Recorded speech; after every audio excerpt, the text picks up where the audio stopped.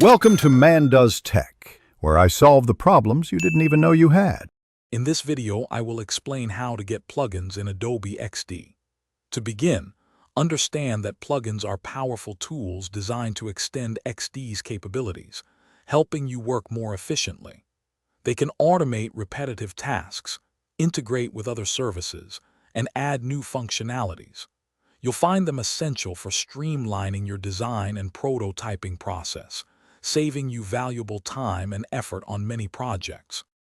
To access the plugin panel, simply look for the plugins icon on the left-hand sidebar within Adobe XD.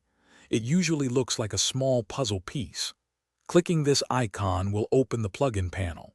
From there, you'll see a plus sign, which you'll click to browse the available plugins. This action will seamlessly connect you to the Creative Cloud desktop application, where all plugin management occurs. Once in the Creative Cloud desktop app, you can easily browse and search for plugins. Use the search bar to find specific tools or explore categories like productivity or integration. Before installing, take a moment to read the plugin's description, check its ratings, and review user comments. When you find a plugin you like, simply click the Install button, and it will be added to your Adobe XD application. After installation, your new plugin will appear in the Plugins panel within Adobe XD. You can activate its features directly from this panel or sometimes through the main menu, depending on the plugin.